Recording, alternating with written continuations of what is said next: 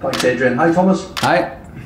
Thomas, congratulations on your Manager of the Month. I was wondering if you could speak a little bit about that and also give us some fitness updates for your team news, please.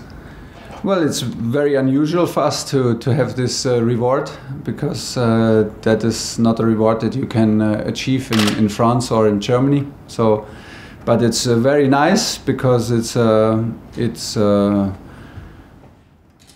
I don't believe in individual rewards in football. So to receive one I'm more or less the representative for my staff and for everybody here in Cobham, and is proof that we did well in the right direction and that everybody was pushing in the same direction. And the direction is to do everything for the team, that they are able to win games. And it's, if you are privileged to be in a competition like this, and if you are privileged enough, and like me, I'm very grateful to receive an award like this, because that means I'm in the right club with a team that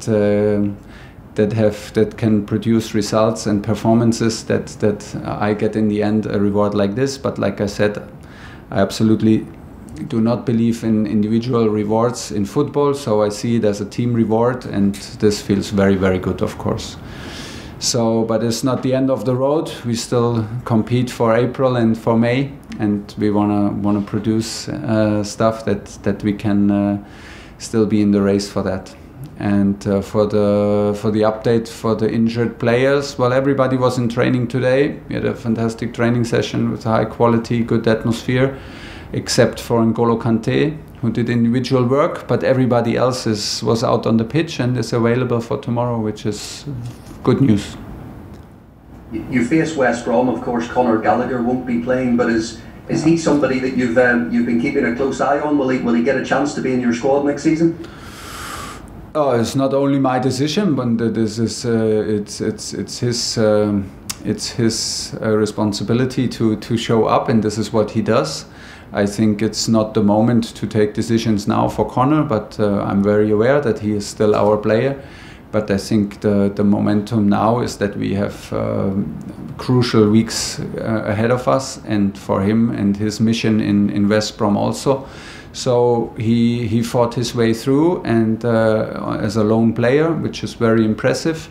And he never stops improving, and he's a very regular player, and a very regular player for West Brom.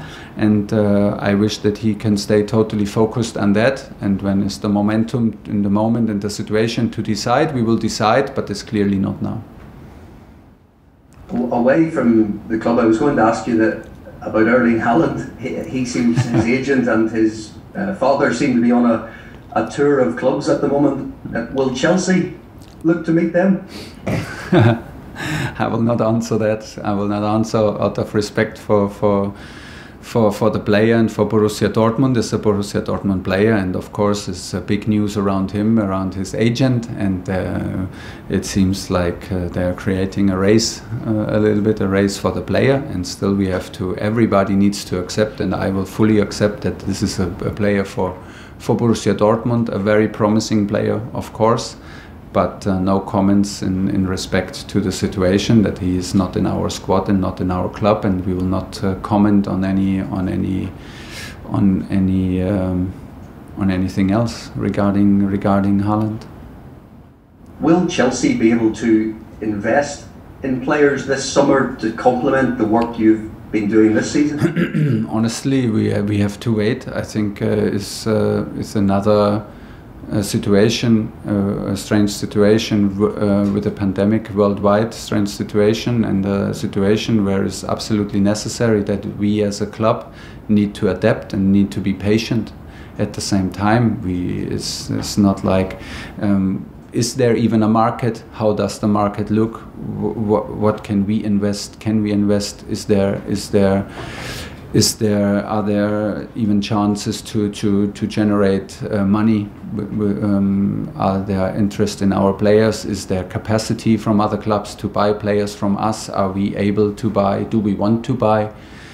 Everything I can say now that this is a situation that is not very clear, and for for me the best to be patient, and I agree absolutely with the club in this, to be patient, not lose our head, and to fully trust the guys we have.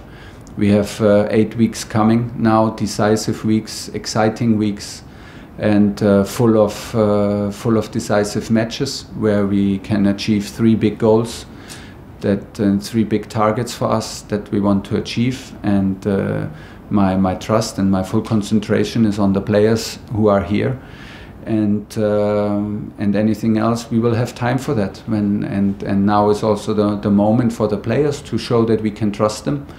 And am I a happy coach right now? Yes, I am, because I have a full squad. I'm in a top club with a top team, and I'm very relaxed for summer.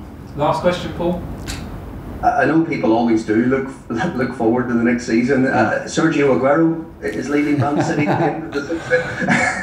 Yeah, but we don't need to talk. I mean, it's the same. A good try, and it's the same answer like for Haaland. We need to, and this is absolutely clear that we have full respect for Manchester City and for Sergio Aguero, who is a big player for them. There is no word needed from me about the achievement of this guy. This is a world-class player. But don't forget, we compete in 3 competitions with Man City, and so I will never speak about the player and judge a player and talk about the player's future, which is their player. And I expect that they do the same with our players. So we are rivals, and like I said, there's no more word needed from me to praise Sergio Aguero's career. This is outstanding and speaks for itself, and it's not finished. He's still a player for City, and he will still help them to achieve all their goals, which is a big collision to our goals, because we follow the same things. Olivia, PLP. Hi, Thomas. Hi. Can we just give a further update on Kante's injury? Will the Porto game on Wednesday come too soon for Kante? Yeah, probably yes. Probably yes. Also, it's very likely that it's too soon. He's doing individual training, so and from there on you can do the math. I mean, tomorrow is a game. He will miss the game. He cannot be in the squad. Then we arrive already on Sunday, Monday, and Tuesday to prepare the game on. So that leaves us with 3 days only left. He has a little muscle injury, like we communicated, I think, from the national team, and. So the realistic approach is to think after Porto, and to think for the second game against Porto. How difficult and sort of different is it for you as a manager to prepare for games, especially when you're the 12:30 kickoff on a Saturday, when you've had all these players go on international duty and you've only had them for a couple of days before the match? Yeah, a couple of days would have been nice. We only had them for 1 day, which is today. We get used to it. It's a bit strange all the time. I want to be very honest. We also enjoy sometimes breaks like these in the coaching stuff, and the players who stay here, which are not many. It was only like 4 guys here throughout the weeks, but it's also enjoyable to take a breath and to breathe, to relax, and to refocus after that. But at the same time, is also strange, because your players come. They go through different time zones. I think Oli Giroud, for example, and Kurt Zouma, they had a game with 5 hours time difference, and then so they travel in 2 days, like 5 hours time difference, 4 hours back, and then they take 3-4 flights to arrive back in the middle of the night in London. So this is clearly not the best preparation for the Saturday match at 12:30. Still, 12:30 is also a special time to play, which I need to get used to, and which we try to adapt with our routine before. That means we go to the hotel today in the evening, and yeah. But we don't break our heads too much about it. This is clear when you sign for a club like Chelsea, that you have to adapt to situations like this. That you need to find solutions. We had a very good training sessions today, and we will have the team together today in the evening for dinner. And it's important that we enjoy these moments to come together, because it's absolutely necessary to refocus for tomorrow. It's a big game ahead. And just finally, I think I've asked you about this before. You've got all your centre-backs fit. Obviously, you mentioned Kurt Zouma had played in a time difference. Yeah. Is that a nice selection headache to have when you've got those defenders that have been playing in the three, playing so well, to then have someone like Thiago Silva back fit who could come in and make a difference as well? Yeah, it's the best situation that you can have as a manager, that we are able to substitute players or to replace players who are injured or who need a break, and without a loss of quality and without a lack of results. That is very, very good, and that gives us a good, very good feeling, and we have confidence in all of them. So now, tomorrow will be Thiago is available, back on track, everybody else is fit. And same as for the goalkeepers, we have good competitions, and now we enter in such a crucial moment in the season. It's very, very important to have the selection, because we need everybody now to be in top shape to compete on all levels. Last two, Nick Purewell and Nizar Kisela to finish. Mo Salah, it's not Nizar. Yeah. Just on Timo Werner, obviously he's still struggling in front of goal. I understand, spoken about this before. Just wondering, do you think maybe you need to do something different with him, or does he want to do something different to get back to his irregular goal scoring that we all know he can? Yeah, and he produced for years. Yeah. Well, first of all, it was a bad pass from İlkay Gündoğan. This is how I see it. No, I'm just joking. Well, of course. So now he missed the chance, and now everybody is passionate to talk about it, which is a bit annoying, because for me, it's the moment where arrives a moment where it's also enough to talk about Timo Werner and to talk about Timo Werner and to blame Timo Werner. But the truth is, he did not start 3 times for Germany. So maybe if he has more minutes, maybe they would have scored more.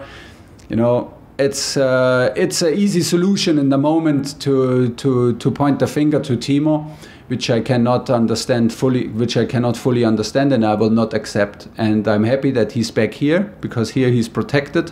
We demand a lot from him. We get a lot from him. So, the best thing maybe is to look at the situation honestly, to not focus on the bad things, but to look at it honestly, which is he is in a moment where he lacks confidence, where things are not too easy. The boss, it simply does not work out like it usually works out, but he works hard for us. He wins. If this is the most critical point of his career so far, I mean, look at the data, look at the statistics.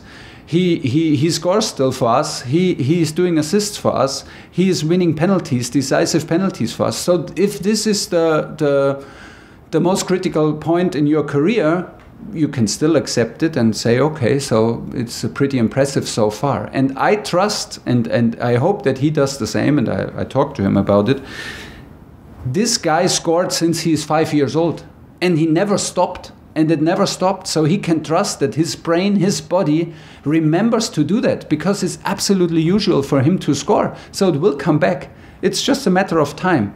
Once but it's much easier said than done, because for me it's the moment not to think about it and not to read about it and not to even train extra. Yesterday I sent him in from training because he wanted to do some finishing with us. I just sent him in. I said, well, you don't need that. Your body, your brain knows how to score. You did it since you're 6 years old, so don't worry, it will come. If a woman does not want to go out with you to dinner, you cannot force her to. You just step a little bit back, and maybe she will call you up, and so the goals will come. But of course he needs to do something for it. And the thing is, what the best thing to do and not to think about it is work hard. Work hard against the ball, work hard, be reliable with the ball, do your runs, don't hesitate, and be fearless. Be fearless and don't overthink it. This is very easy for me to say, because we are out there and everybody is pointing fingers at him, but this is the challenge right now. And this is how I see it, and he will start tomorrow, and here we go. So. Last question, Nizar Kisela. Hi Thomas. Hi. I wanted to ask you, it's kind of been a crazy time for you since January, since you came to the club. Yeah. How did you use the pause like in the last 2 weeks? Was it nice? Did you do any forward planning meetings as well with Chelsea, with the board and things like that? How did you use these weeks? During the 2 weeks now? Yeah. The international break? Well, I had the chance for a short and a brief visit visit my family, which was amazing and fantastic. So when I came back, I had clearly to follow government protocol to be released with outrageous number of tests. They were all negative, and so now we're back in the office. I was very happy. Everybody took a lot of care about me, so there were everybody stepped back. No, not a lot of messages, not a lot of meetings, not a lot of phone calls, which was very, very polite. So I could really take them some days off and relax mentally and enjoy the time with my family. And then it was very nice to come back. And of course, if we were self-isolating, we were here for many days now, 5 days self-isolating, and you have a lot of time to do calls, to do meetings, to reflect, to watch opponents. This was basically it, but you have a lot of time in self-isolation, so it's also sometimes boring, but absolutely necessary. And I can just confirm that I was very happy to come back, that I was very happy to be around here in Cobham and be in the office and to be around everybody. So because we have a good time here, I feel very, very welcome, and this has not changed. And to be out on the pitch with the players is the best thing to do. Okay, that's the end of the TV section.